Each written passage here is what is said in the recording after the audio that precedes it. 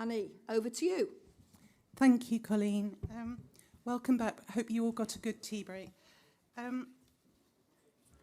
This panel is on ensuring disabled workers thrive as we move forward after the general election.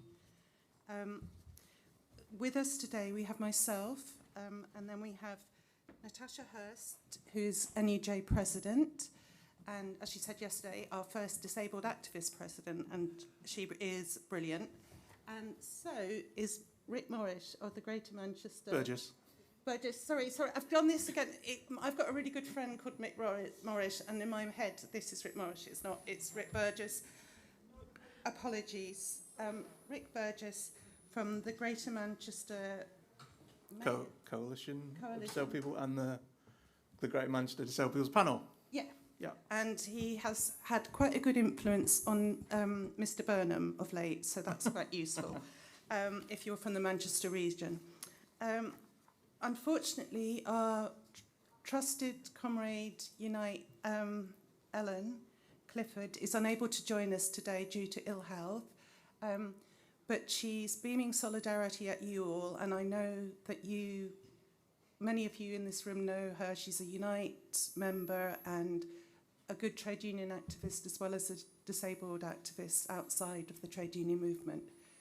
And I'm sure I can beam solidarity back from you all. Is that true? I can beam solidarity back to Ellen? A round of applause. Thank you. Because I know that she has spoken with us before, and you know how brilliant she is. So my name is Anne Galpin, and I'm a NUJ member, and I sit on the Disabled Workers Committee. My pronouns are she, they. I'll start by reading the Code of Conduct. The TUC is committed to organising activities at which everyone can participate in an inclusive, respectful and safe environment. The TUC has zero tolerance for any type of harassment, including sexual harassment. Aggressive, offensive, intimidatory, disrespectful or unacceptable behaviour or comments will not be tolerated. This supports the commitment set out in the TUC's rules to promote equality for all and to eliminate all forms of harassment, including sexual harassment, prejudice and unfair discrimination. This policy applies to all aspects of our communication at or in connection with an event, including posting on social media. I've already introduced you in the wrong order to the our two panellists, Natasha Hurst and Rick Burgess, and we will have about an hour to talk together with our panellists, and there will be time for Q&A. The key themes of for discussion: ensuring disabled workers thrive as we move forward after the general election, is to give all of us in here a sense of the scale of the change needed, as well as optimism for positive future, including discussions on what some of the key asks from the next government are for disabled people, and we will be working with the United Nations Convention on the Rights of Disabled People as our sort of backdrop theme to the discussion. It was the first, this time, when the delegation of disabled people from the UK went to Geneva. It was the first time that trade unionists took an active part in the delegation. And I'd also like to thank some of the trade unionists in this room who submitted personal evidence to the evidence that we gathered. Because if you've heard the UN judgment, the commissioners heard us, and they particularly commented on the personal testimony being incredibly valuable, as well as all the stats and information. Particular issues that could be covered if you are thinking of Q&As: disability pay gap reporting, getting and keeping in place of reasonable adjustments, social model of disability, the principle of co-design with disabled people and their organisations, which we also call co-production, reform of and changes to access to work. This conference brings disabled workers and disabled activists and our collective strength together to drive forward positive change. It is one of the things the trade union movement should be proud of.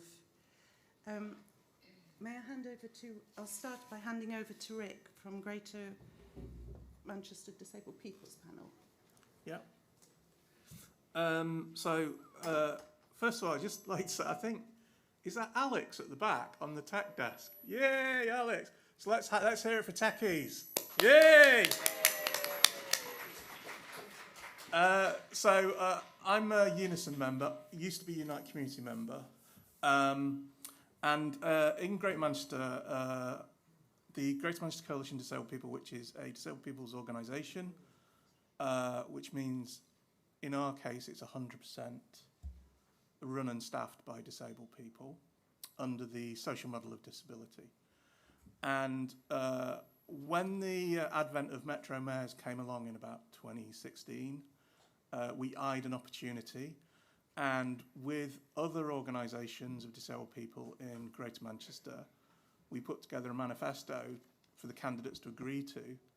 Andy Burnham agreed to it, he got elected, and he kept his promise. So, okay, we like that. And so we now have the Greater Manchester Disabled People's Panel, which is 16 disabled people's organisations across Greater Manchester, working as a kind of a critical friend with the Greater Manchester Combined Authority and Andy Burnham's Mayor's Office. And he's just won a re-election, and as part of that we asked of his policy platform that he establish a commission on social care to establish a roadmap towards a national care service that supported independent living free at the point of need. So we're very excited to get that on the road as we move forward this year, regardless of what's happening down in London. I hear there might be some sort of election. But also, of course, this year we had the second report from the United Nations on the United Kingdom's performance to meet the requirements of the United Nations Convention on the Rights of Disabled People. It found, after the report in 2016-2017 that found grave and systemic human rights abuses of disabled people that amounted to a human catastrophe. Well done, Britain. This found that there had been no significant improvement and there was regression in some areas. And I think, so really important thing here is to flag up the word regression, because while across the world, countries will be at different stages of realising disabled people's rights, what's important is they're moving in the right direction. They're moving towards more rights. They're not taking them away. And fortunately, what has happened in this country over the last 15 or so years is the rights have been taken away. So we've got regression. And interestingly, the last time I was in this part of Liverpool, I was outside of this venue at the Labour Party conference in September. Or was it October? Cannot decide. Anyway, protesting that Labour had just dropped their commitment to make the UN CRPD into law. Now, that used to be on the policy platform of the Labour Party. Now, they dropped it last autumn. They said they're going to continue to make policy that would meet the UN CRPD standards, but they're not going to make it into law. Now, that tells you quite a lot. If you are going to observe those standards, you've got no problem making it into law. So if you are not going to make it into law, it's because you expect to not meet those standards, whatever they say. So we have got a mountain to climb there with the Labour Party to get that back onto their policy platform. We've got an opportunity now in the next 6 weeks. And even if we don't get it then, to keep pressing on them, because the thing about the UN CRPD is, while we have signed up to it, it is not domestic law as it should be. You can't directly rely upon it in legal actions. It's only it's linked through domestic law, and it's a bit of a tricky process. And the thing about if it was our law, that gives you a baseline, a floor that we can't fall below. For rights, for all kinds of legislation that has to observe it then. So when they're putting through bills through Parliament, government lawyers then have to go through the whole bill to say, are we observing the UN CRPD, etc. Our rights will improve and progress forward simply by having this one piece of legislation put into practice. So it is really, really important. It's a really well co-produced, internationally co-produced piece of work of disabled people across the world. And it will be a great step forward for everybody's rights in this country. Thank you very much, Rick.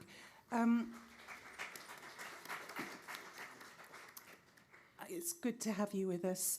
I'll hand over to our trusted president, NUJ president, sorry, my trusted president, Natasha Hurst now, and then we'll come, once she has spoken, we'll open the floor to questions. Thank you. Thank you very much, Anne, and welcome everyone. It's really, really good to have the opportunity to talk to you, so thank you for inviting me along. As I highlighted in my speech to the NUJ's Emergency Motion yesterday, the barriers that disabled people experience are a result of political choices, and in order for us to influence change, we have to be political. We have to engage with those political processes, use all the levers that we possibly can to force change to happen. And historically, it's been demonstrated that nobody else is going to fight for us. We still don't have our human rights enshrined in law, as Rick's just been explaining. The Equality Act is full of caveats about what is reasonable to provide in terms of access. Now, what I think is reasonable for my access is not what employers had thought was reasonable in the past for me. And that is why I now am self-employed. I work as a freelance because I just found the labour market too inaccessible for me. And, you know, the outcomes for disabled people over the last few years have deteriorated so badly, and it often feels like we are the only ones pointing it out, we're the only ones shouting about it, and we're just greeted by this wall of apathy at best and outright hostility at worst. Now, Paul Novak made it really clear this morning that disabled workers mustn't be left to fight for and by themselves, and that is an incredibly important commitment that we have to hold our union leadership to account for.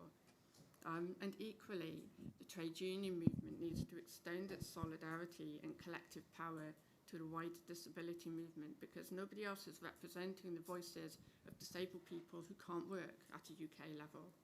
And all of us share the same fundamental basic human rights in our day-to-day lives, that you know, we can focus on issues for disabled workers, but we're not going to have access to the labour market if we haven't got access to housing, transport, healthcare, social care, all of those other things that underpin and give us a decent quality of life and opportunities to access education and work. And so, you know, for trade unions to make that change, we have to influence change to the cultures and practices of our trade unions. We shouldn't be in a position where we're having to fight our own comrades to show solidarity with disabled workers or the wider disability movement. And I really do feel that in terms of, you know, so as Anne said, I'm the president of the NUJ. I've had the full support of my union to get there. They provided access for me in the way that I've asked. I could not have become the president of my union without that. And, you know, credit to my colleagues for without any fuss, putting that in place for me. And that should be happening across all unions, because we need more of us in those leadership roles so that we can influence that change to culture, so that we have these kind of platforms to get our message across, to demonstrate what it is that we are all capable of, that the value that we bring to our communities, to our unions, to our workplaces. And I just feel it's a real shame that there's still so many barriers along the way, but we have the solidarity of each other, and we just need to extend that throughout our movement. In terms of how we move forward, there is good practice to draw on. So I'm a member of the Wales Disability Rights Task Force, which is working in co-production with disabled people, government and public bodies across Wales to create a series of recommendations to address the priority issues that disabled people have identified. And it's going to lead to a 10-year disability action plan for Wales. That is momentous. It absolutely puts the UK government to shame for their utter sham of an unlawful and inaccessible so-called consultation on the National Disability Action Plan last year. So in Wales, you know, the political will is there to create change and to work with disabled people on that. So there's no excuse for the current or any future government to say that this isn't possible. And in Wales, we're also looking at how we can enshrine the UNCRDP into domestic legislation. We've already done that with the UN Convention on the Rights of the Child. It's possible, it can be done. And so to have the Labour Party backtrack on a key commitment on disabled people's rights is absolutely shameful, and they have to be held to account for that. So I think I'll kind of wrap it up there. And we all have a responsibility to build new activists and bring them through. We have a responsibility as trade unionists to connect with the wider disability movement. And I want to give a shout out to those trade unionists who are in the room who were in Geneva this year. I was also on the delegation in 2017 where there was no trade union involvement. And it's made a real difference to influencing the committee, to influencing their scrutiny of the UK government, the strength of the report that has come out, and putting pressure on recommendations for change. And whoever forms the new government, Labour Party, hopefully, but whoever is in that new government, they will be tasked with putting those recommendations into action over the next few years. And that is a really important tool for us to use to call for change. And political parties themselves need to be making their parties accessible and inclusive, making all of their campaign activities accessible and inclusive, making sure that their manifestos have clear and deep, genuine commitments towards disability equality. And we all play a role in supporting that to happen. So thank you for listening.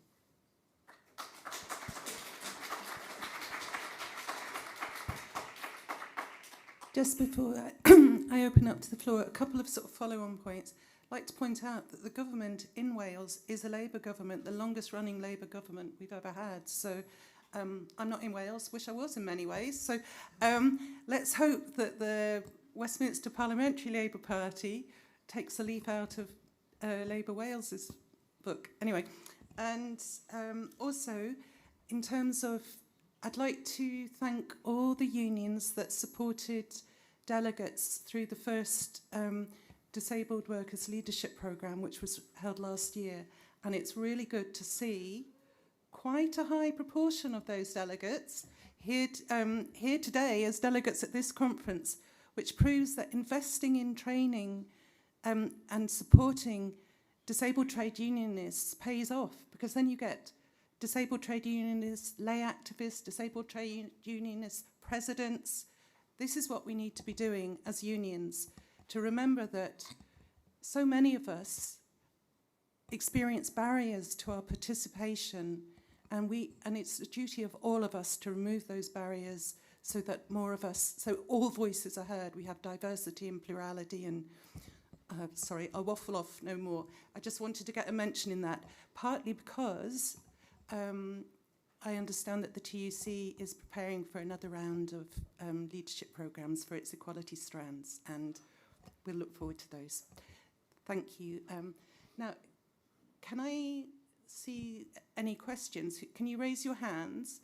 Right, so I'll start with the gentleman who is sitting next to me, who's actually CWU, I think. Sorry. Please introduce yourself.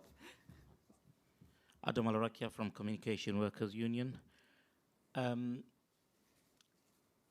My concern is, yes, we are looking into improving stuff and thriving to support the people from disabilities and unique and special people like all of us. Unfortunately, I do not have much trust in any of these two governments. I mean, currently we have the government, which I think it'll be a swear word for me to even mention the name, but the one which we're looking into electing eventually, I don't have much trust in them as well. So if we are in a situation where we do elect Labour Party, and we are in a situation where they're not giving us what we want, how are we going to challenge that aspect? And if it's not the right place to mention, then maybe we can have a chat afterwards. Thank you. Well, I mean, as I said, I was here protested both the Tory and the Labour conferences, by the way, with the same thing. And that was under the guise of Disabled People Against Cuts. So I think one thing is we should work with those. You should join them. If you've not got one in your area, you could start one. I think there will be a need for activism, for direct action. I don't think we're going to just persuade them out of the goodness of their hearts. Do you want to come in on that, or should we go to another question? Okay. So I can see there was a gentleman that's got his hand 3 rows back. And then I'll come back to you, and then... Hi, Graham Ellis, Unison. I mean, one thing we could do is every person in this room could speak to the rest of the disabled members in their unions, their disabled friends, and as the candidates come knocking on our doors, we can turn around and say, are you going to implement the United Nations Declaration into law? I've worked part-time in Brussels, and I'm actually working on turning the declaration into a directive within the EU. So the EU is doing, unfortunately, because of like their equivalent, the Official Secrets Act, I can't say much, but you know, Europe can do it, so can we. And does the panel think we can take a lead from Europe? Do you like to come first, and then Rick? So I'm just catching up with the transcript. Yeah, there's, I mean, some of the wider legislative reforms in the UK have been hideous. I mean, we've been talking about disability rights, but we sit in that wider context of having been dealing with a government that has no concern at all for anybody's human rights. The National Securities Act is one of those pieces of legislation that has undermined our rights as citizens and undermined the role of journalists in being able to scrutinise and hold governments to account. So we've been attacked from every different possible angle in terms of dismantling that foundation of everybody's human rights, which then makes it even harder for disabled people to call for theirs. I think where there is good practice, it's important that we look to that and draw on that. So whether that's from our devolved administrations or whether that's from the EU as well, and we need to be seeking to protect as much as we can in our domestic legislation that's come from the EU to give us our rights in the first place, but also to draw on developments elsewhere that we should be seeking to incorporate as good practice into our law here. Yeah, I mean, I think it would be an enormous help if that goes through in Europe. In the same way that Scotland has got a devolved disability benefit now, starting to get these near comparisons that you can do things differently and better, it makes it a much stronger case to Westminster. And you know, I think we do have to acknowledge this is a Westminster problem. This is a system problem that operates in that part of the country. You know, good ideas go there to die quite often. And so the more pressure we can put on them, the more close comparisons to say, they can do it, why can't we do it, is really helpful. And I do think, you know, even if we get a change of government, I think all it means is we've got a different group of people we need to persuade, but we are going to have to be working on it. Thank you. Can people? So I can going to the far back because my eyesight's really poor. May I rely on Quinn, Alice, and Comrade to to identify and spot? Sorry, my eyesight is not good. So.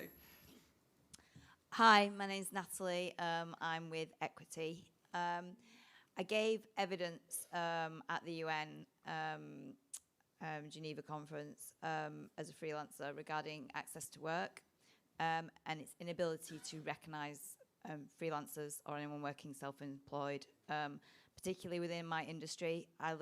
We work in an industry that's quite a gig economy. With access to work, you know, they ask you to forecast how much you're going to earn over a year, and it gets very complicated. So they make you do it case by case, job by job. But to put an application in can take 12 weeks to get anything approved. I can get a phone call today to say I'm working on Monday. And then they say, well, they'll do something retrospectively. But then what happens is I'm fighting to get them to understand what my requirements are for that job, because the person I speak to isn't being trained well enough. And that ends up being that the costs always come out of my wage, because half the time it gets denied because of the lack of understanding. And then that eats into my whole being able to live independently, the lack of social care, the lack of everything feeds into this.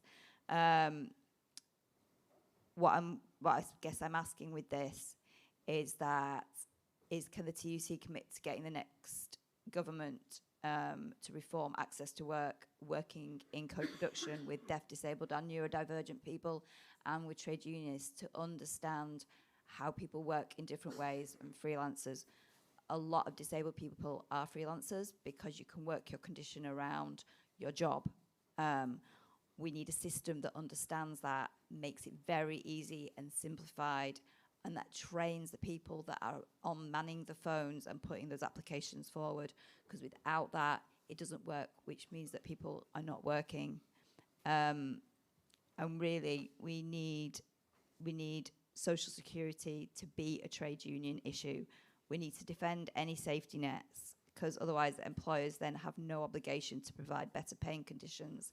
And again, at the minute, I work in an industry where we are deaf, disabled and neurodivergent people are subject to really low pay, and it's really hard to fight for our own rights because we've got no backing from the government or from trade unions sometimes. So yeah, and that is my question. Thank you. Thank you, Natalie.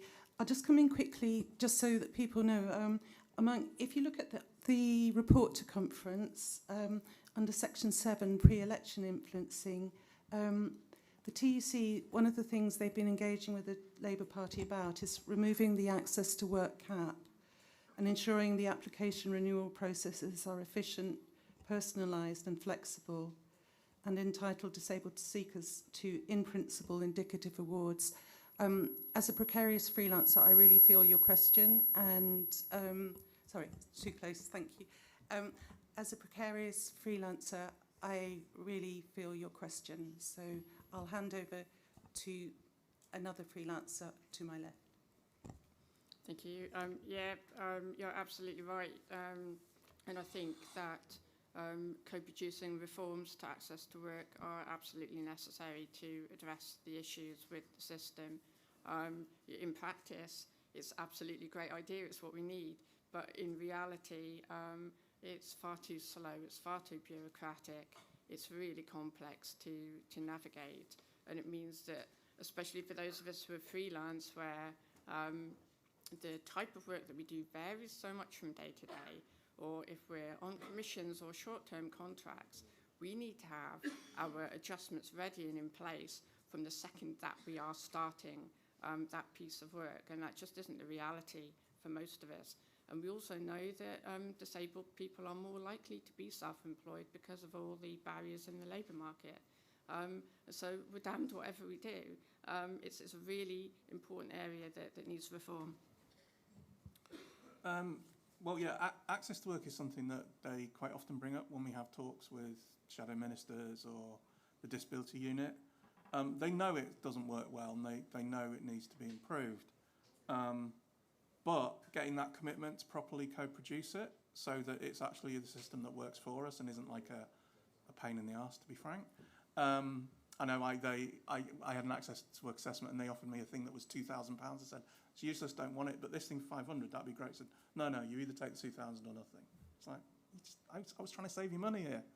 But I think it's also really important, you said, and I think this is absolutely vital, that the conditions in the social security system absolutely directly affect working conditions. And trade unions really need to be across that, because there's not a lot of promise coming from the Westminster Consensus on social security.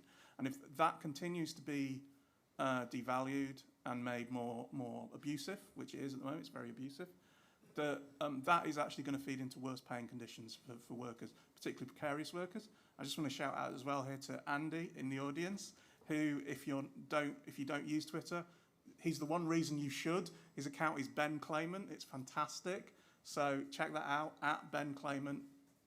He's Unite Community. He's great. And they are doing loads of stuff about how universal credit is dragging more working people under the DWP's steely gaze. And we don't want that. Well, once we want to change the DWP or get rid of it.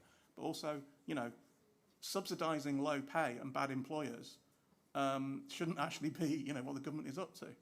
And just to sort of finish, I just quickly mention is, so there is a DPO manifesto, Disabled People's Organisations manifesto, which you can look at dpomanifesto.com. And it has got, it's more like a broad framework document, but it does talk about how we move forward on these things, get that commitment to co-production, to doing it in line with the UN CRPD. And the Labour Party know about it. We have talked to them about it. We have got some indications that they will commit to our approach to co-production. But I have to say at the same time, they were very, very, very firm, saying we will not discuss anything at this point that costs money. So it swings and roundabouts. Thank you. Quinn, can you choose the next question? Thanks. Yeah, Kevin Dawes, UCU. If the panellists were granted 3 wishes to improve conditions for disabled workers during the lifetime of the next Parliament, what would those 3 wishes be? Oh, that's a very challenging question.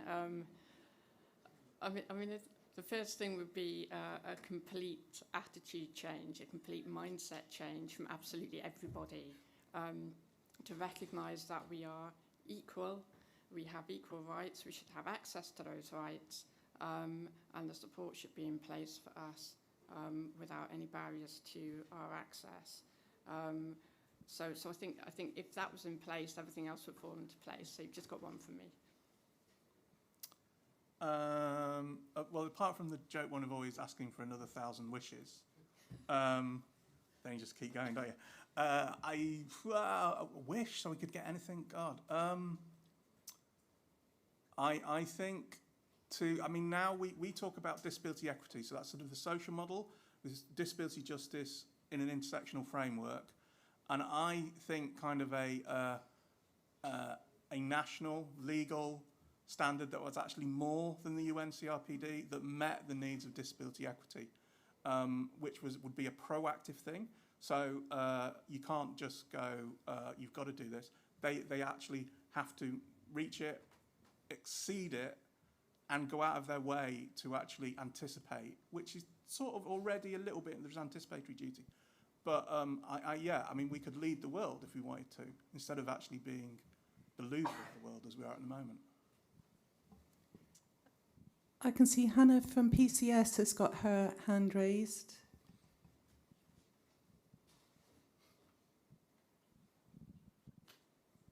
I'm so sorry. I'm one of those awkward, this is a statement rather than a question people. Hannah David, PCS, Public and Commercial Services Union. So we represent workers at the DWP. And I think, as is quite often something that comes up, it's not the workers, it's what they're having to do. So, you know, I loved the shout out to Ben Claimant and the amazing campaigning work that's going on, the shout out to the delegation that went to Geneva. We were part of that. We're the workers who are in favour of supporting disabled workers, disabled people and their rights. So I think it's very important that we stay conscious of the fact that the people who are doing this are workers who support the disabled cause as well. I just wanted to say that. Thank you. Thank you, Hannah, and I think we all agree with that. And it was really brilliant that PCS DWP Group President was able to travel to Geneva with us. So thank you, and I know that you all, DWP Group are working under terrible pressure, so solidarity. Right, next question. Do you want to speak? Oh, Gemma, sorry. Ignoring my own union, sorry. Sorry. Hello, conference. Gemma Stevenson here from the NUJ. I ask this as a member of the NUJ, so a member of the media, but also as an athlete myself.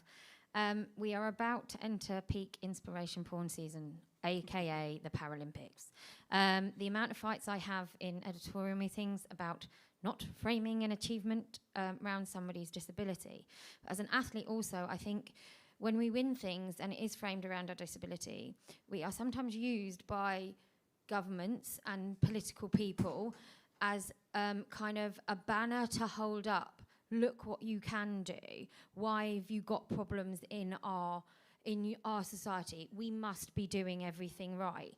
So how, as a union, and also how do you go forward with politicians to say, yeah, this is elite level athlete territory. This is not the everyday experience of disabled people. Because I can tell you that us as athletes, when we win things and we are framed like that, feel enormous guilt because we are not allowed to say anything politically, but which means we can't talk about our daily living situation, or we risk fines. So how can unions help turn that around and say, this is an elite level athlete who's been given all the funding, all the adaptations they need to get to where they are, but that's not what real life is like for disabled people.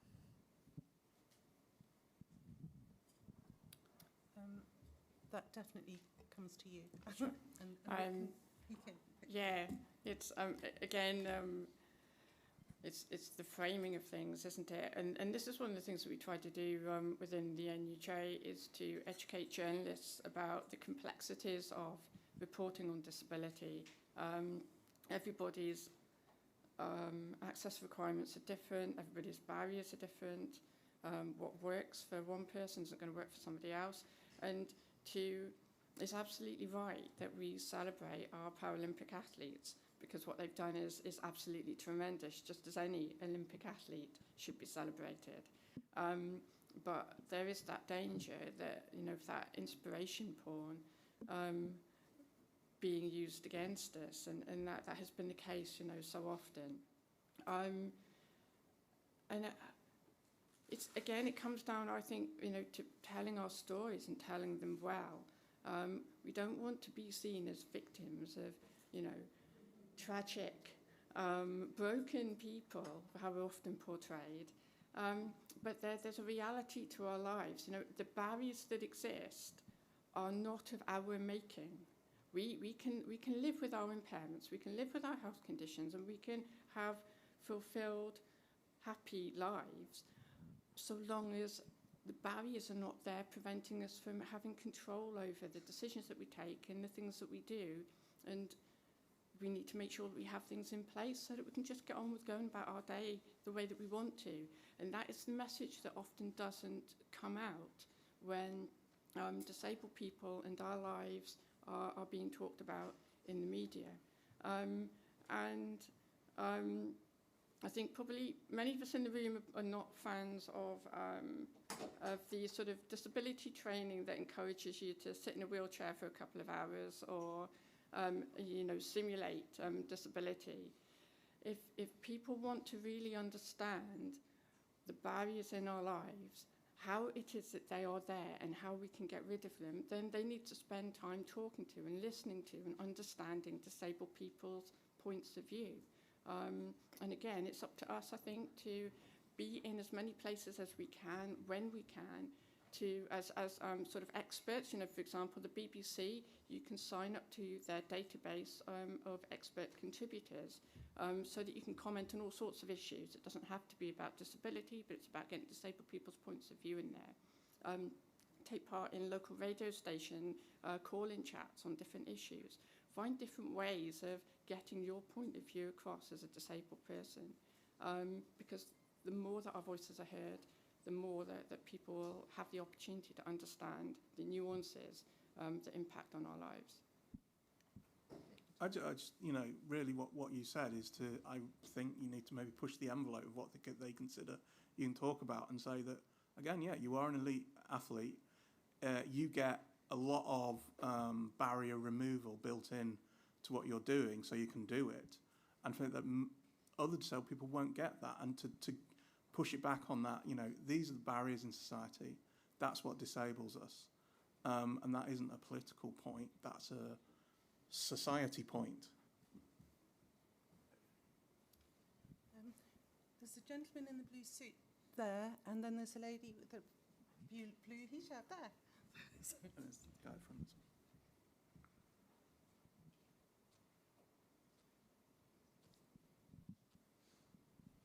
Hi, Paul Graney, RMT. Just going back to what you turned around to earlier on, I was looking at something yesterday. It was called the Human Library, and it's basically an idea that was started over in Denmark. Basically, so what you'd actually do is go into a library, and instead of actually picking up a book, you'd actually speak to a person, and you'd actually get an insight into that person's life for about half an hour, whether they'd have a disability or whatever adverse or challenge that they'd actually be facing. You'd actually get a chance to sit with them for half an hour and actually get an insight by actually going to speak to that person. Would the TUC be up for potentially doing something like that? We've got a room full of so many different people, so we only see people in passing. By next conference might actually be an idea of actually having a room and actually getting people to engage. I know you have the socials afterwards where people mingle. Some people might be a little bit more shy than others, or some people might need a little bit of a nudge to actually share their story. That's the first part of it. The second part of, from what I'm gathering, is the inspiration porn. I don't agree in that at all. I don't agree in the term whatsoever. I coach young adults with challenging needs, and they are inspiring. You know, we've also brought a young gentleman over from America at the last Paralympics. He was actually one of the poster boys. This is a young lad with Downs. Was a young lad, he's 30 years of age. The amount of adversity and the amount of challenges that this young gentleman had to compete. He didn't want to do an exhibition bout. He didn't want to just be like literally where somebody allowed him to win. He wanted to compete. The amount of boundaries he had put up with him. And it's through the charities that I work alongside outside of work, and charities over in the States. And from there, he's actually gone on to not only just compete in mixed martial arts, he's also got a Brazilian Jiu-Jitsu purple belt, which anybody who knows Brazilian Jiu-Jitsu, a purple belt is an incredibly high standard. That wasn't gifted to him. He earned it. He's gone on to do modelling. He's gone on to do professional wrestling. And he's actually managed to get himself a full-time job working in Mod Pizza over in America. These kind of stories are the ones that inspire people. You know, the inspiration point, I don't get it. You know, I'm the dad of a young 19-year-old who is just starting his journey. You know, all the barriers are up there at the minute. You want to try and get him through the door. The first thing is, when you actually put on on your application form, do you have a disability? How many, if you're honest, how many people in this room will tell me, I'm not going to use that, I'm not going to put that in there. And then you get the added challenges when you go in there and you're looking for a reasonable adjustment. Or you should be getting a reasonable adjustment within a timely manner. I don't agree. So like literally everybody's challenge is somebody else's inspiration. You know, so I don't agree in the terminology of inspiration porn at all. I think it could be like, that's just my feeling on it. But I know so many people who've had challenges, and they inspire me to be better. They inspire me to go out there and try that a little bit harder to make the world a little bit more of a fairer place for them to be. Thank you, Paul. Please bring your idea to the committee about how we can engage more with, get different disabled trade unionists' voices heard. I would just like to say, I think there's a misunderstanding of how we've used the word, that term's been used. It's used in inverted commas, partly when it's political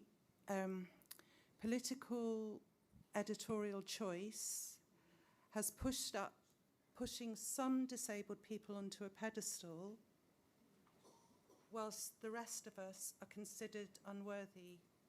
I think that's the term, that's certainly how I read and understand that particular term, but I understand that you find it offensive. So let's move on, but that's just trying to put a context of where I think that was coming from, and thank you for your viewpoint.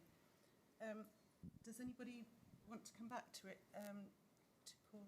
I don't mind. I do appreciate your point, and you're absolutely right that there are a lot of disabled people who have achieved genuinely inspirational stuff, and that should be celebrated and it should be called out for what it is. Absolutely. The problem is the word inspirational in relation to disabled people has been bastardized. Sorry, I don't know a better way of putting that. We're called inspirational when we're just doing day-to-day stuff, when we're just going out and about, when we're just doing our jobs, and that is patronising, and that's what we're trying to challenge. So yes, of course, where people have overcome, adversity and challenges, that is inspirational. And I wish that we could just use that word without it having all of these wider connotations, basically.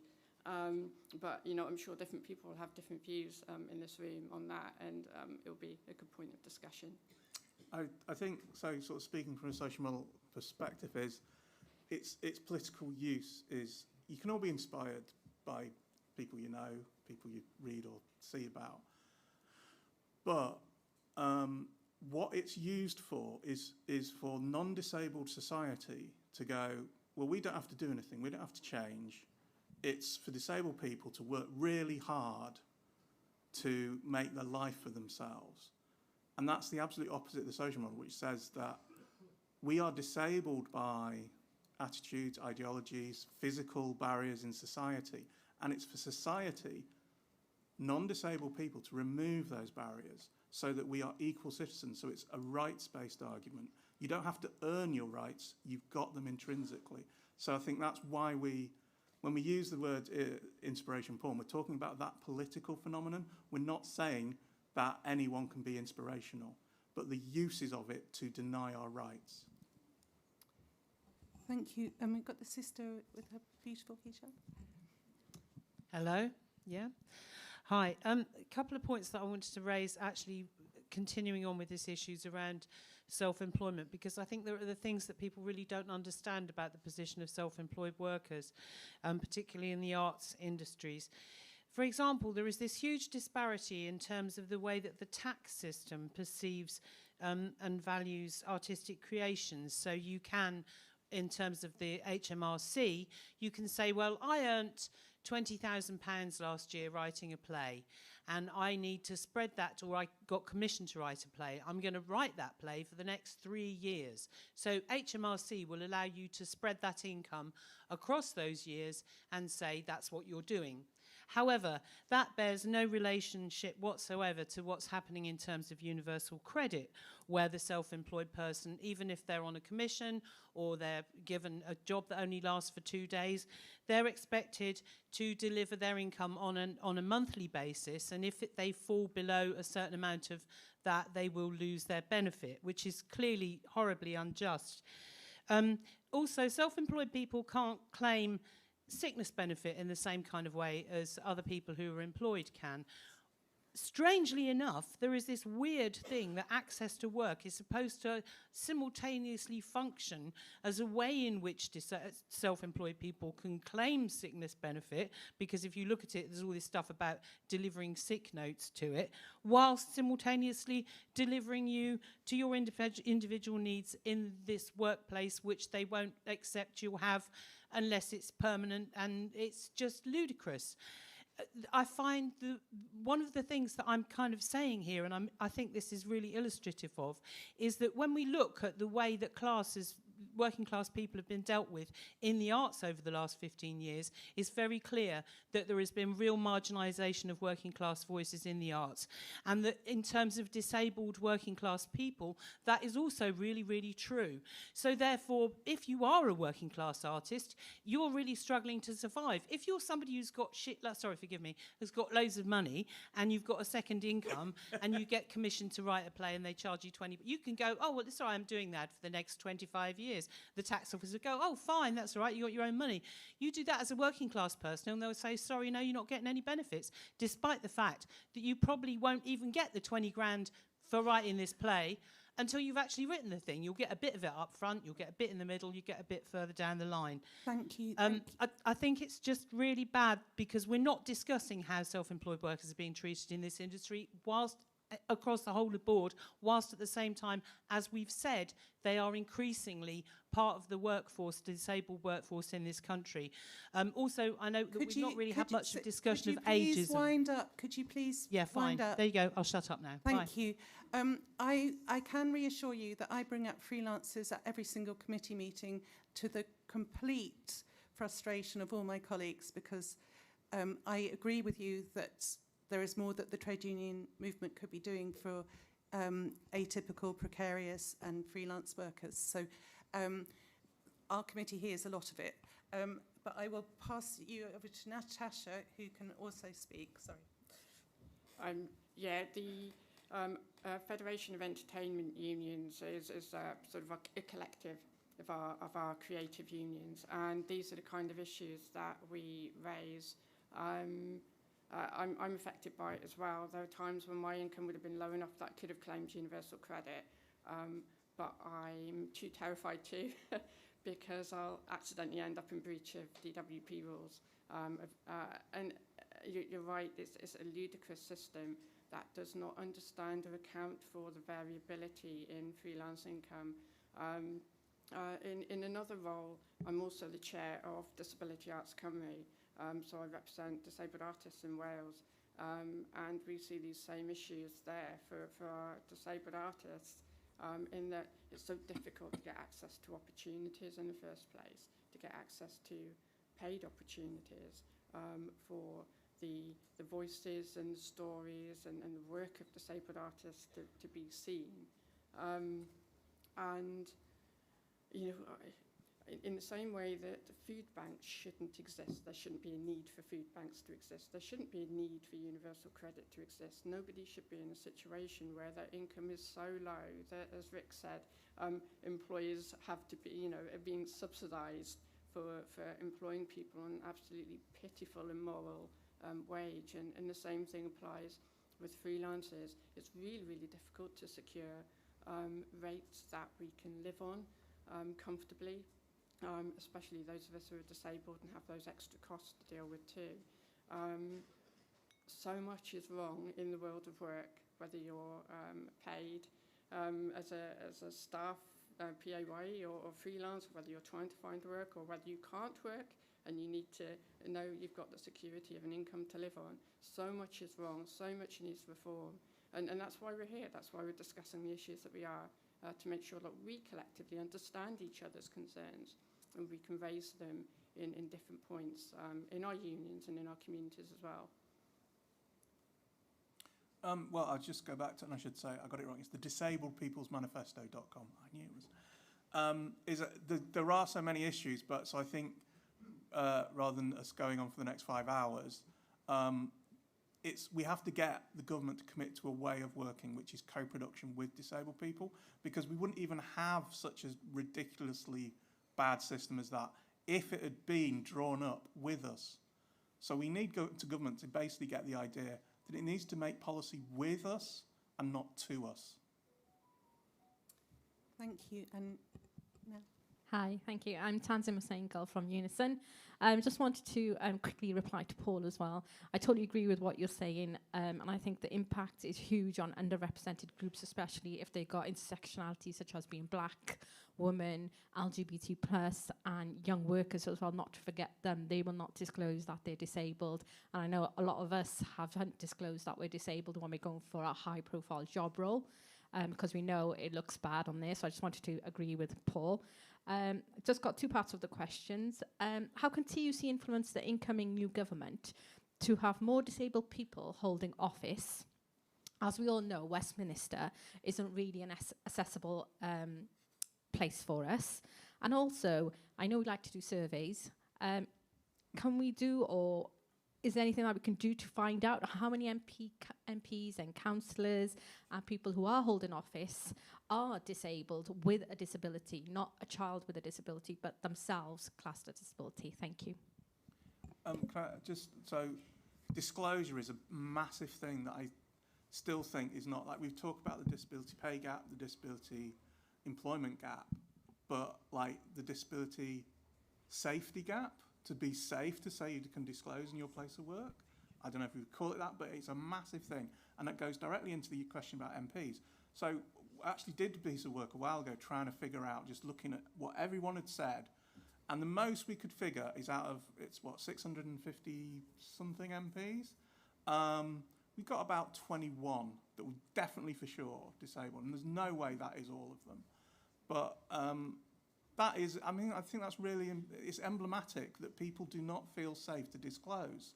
Plus, I'd also say that, yeah, the elected office fund needs to be re-established, a common pot for everybody, and also the parties have got their own different procedures, and we know that on the local level that disabled candidates, whether it's council or police and crime commissioner or MP candidates, they don't get a fair chance of selection because the local parties will look at them and go, well, you know, you're going to cost us more because we're going to have to meet your access needs. So, and they don't say that out loud, but that is what happens. So there is a real problem here, and that we do talk about it in Disabled People's Manifesto, but absolutely, I think we're at the bottom point of representation in politics at the moment, and we really need to improve on that. At least, I think we've got a shadow minister for disabled people who identifies as disabled, Vicky Foxcroft does, so that's something at least at the moment, but we should definitely build on that, yeah. At the local level, we also have the problem that if you, I'm sure many people in this room are approached by their local parties to stand as candidates, but as Rick brought up, the access barriers, I mean, the costing of the access, but access to work cannot be used for voluntary work as a councillor. So it's not really fit for purpose because we have disabled leaders have so much to offer, but actually we can't even get the minimum support levels with it. Yeah, sorry. So I've gabbled. I'll go over to Natasha. No, absolutely, and that's a key thing, that there's no equivalent to access to work to support us to take up, whether it's political roles or just voluntary roles, volunteering for charities, getting involved with local community organisations. These are the things that build our involvement, that change attitudes, change culture, that give us, those important transferable skills that employers look for. So not having access to taking up voluntary or political opportunities reduces our opportunities in all other areas of life as well. And there's no equivalent to access to work to support us to do that. I actually, about 14 years ago, stood for selection for a parliamentary seat. And it was one of the most awful experiences I've ever had, just because of that lack of access. It was so difficult, so exhausting, so draining, and also local party politics is toxic. And it's one of those things where I feel, I say we need more disabled people in politics, and I felt a responsibility to try to get myself there. I would not want to do it again, but it's important that we find ways for disabled people to get into and progress in political life. Yeah, I don't have an answer. Thank you. I think, have we got time for one more question, or? A short one? We have time for one. Can I, I'm going to be, there's two, so can we, Lola, will you make yours very short? That, I know that's a, okay. And then the gentleman at the back. Oh, sorry, gentleman at the back, I'm really sorry, but we will get your question. I can probably persuade Rick to hang around for a little bit to do an exchange with people, if, outside. If I embarrass him enough, if I bribe him enough. And Natasha's here for the rest of the conference. So. Thank you so much, Anne. Lady Lola Yewusi, Unison. Just a quick one. Don't forget the Disability Employment Charter. It's the gateway to all these things that we've been discussing. That's it. Thank you. Got a lot of plug. I'm very sorry. We could talk this, especially with Lola rubbing us up for more action. We could speak for a lot longer.